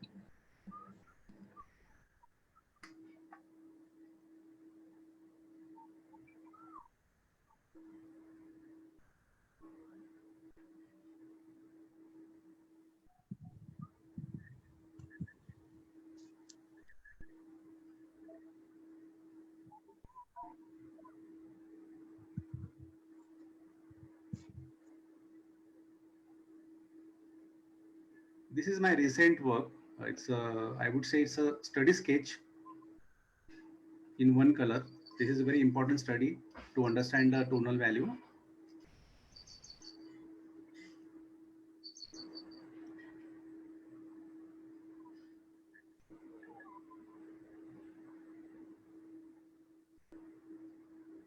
This is again one of my favorite painting. Like I said, na, ki I like space in my painting. So this is how I composed this work. so lot of white space.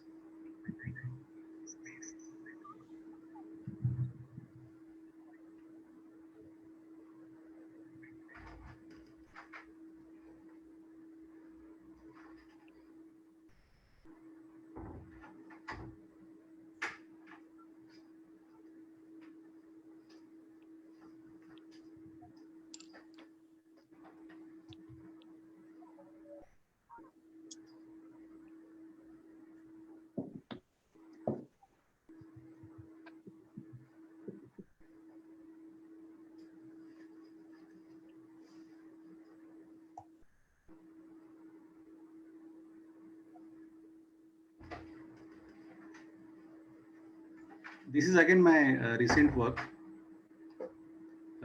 This was painted while I was traveling in Nepal. So इसमें भी मैंने वो जो भी forms मुझे दिखते हैं landscape में, उसको मैं थोड़ा अपने हिसाब से चेंज करके, मैनिपुलेट करके, I am developing this style, I think.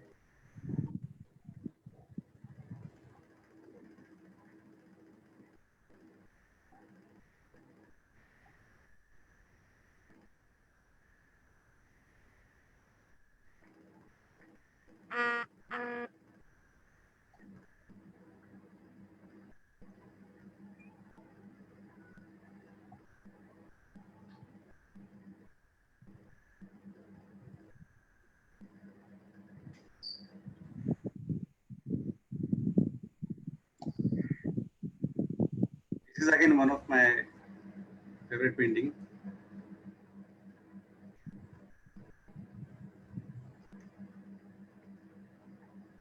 I would like to show some of my recent sketches. Like I went to Nepal, so this is all sketches which I did on location.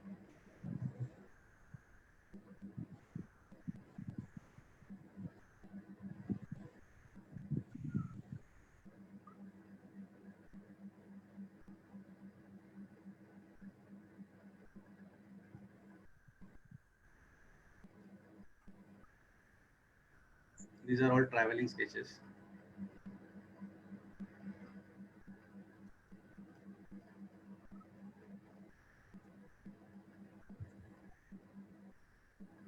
So basically these are some drawings. I'm practicing to develop my own forms.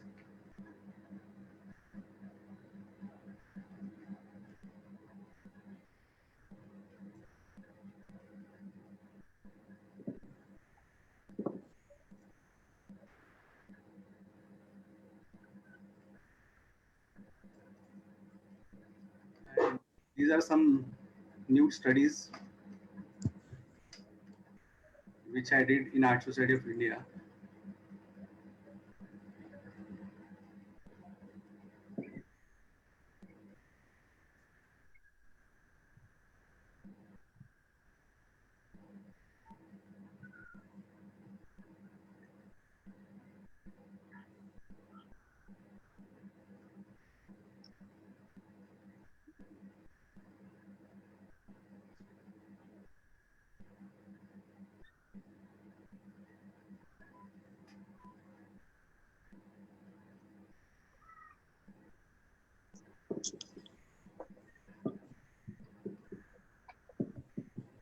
Yeah, that's it.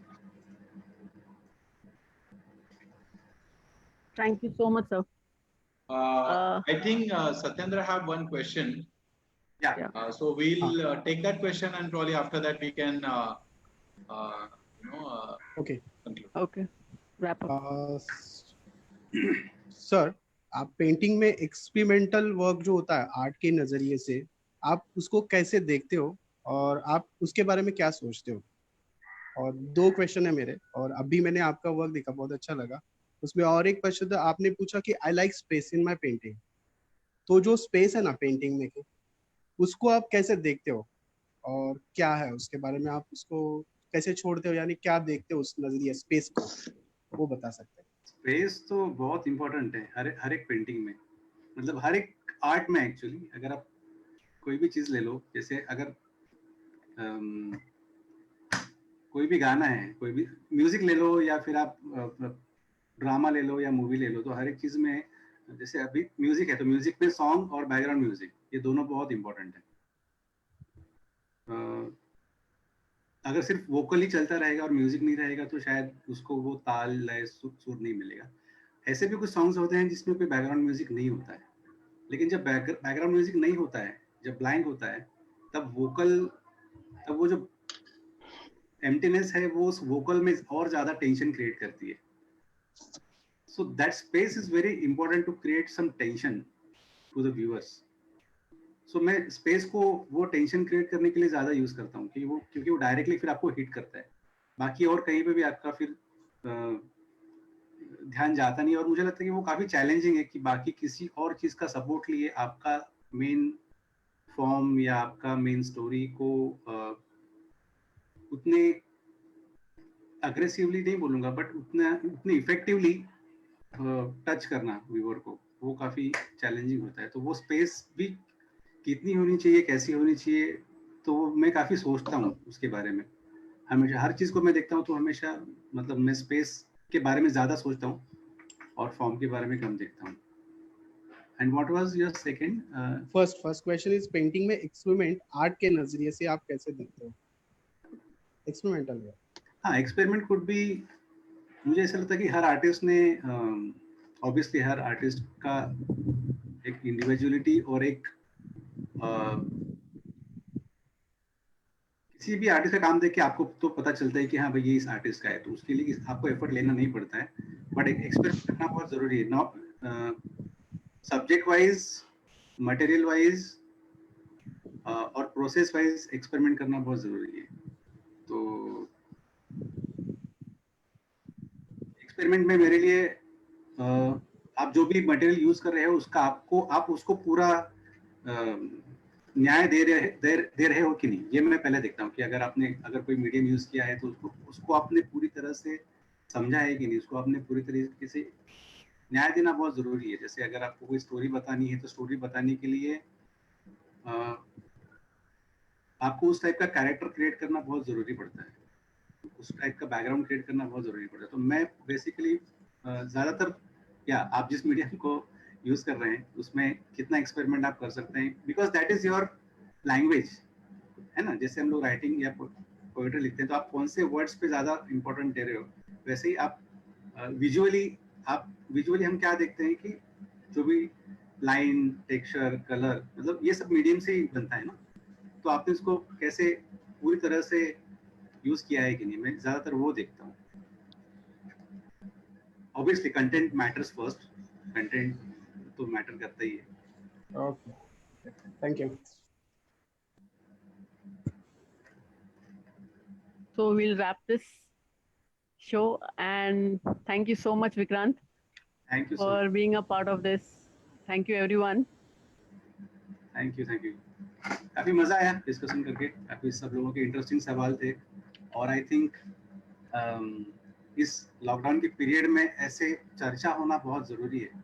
तो मुझे आज बहुत refreshing लग रहा है ये discussion करने के बाद, क्योंकि हम किसी से मिल नहीं पा रहे हैं, शेयर नहीं कर पा रहे हैं, और सारे क्रिएटिव बंधुओं के साथ एक साथ इस तरह से डिस्कशन करना काफी कम हो गया है, जो सब लोगों ने करते रहना चाहिए। And I am eagerly waiting for our next session. Yes. Yeah. Yeah. Thank you.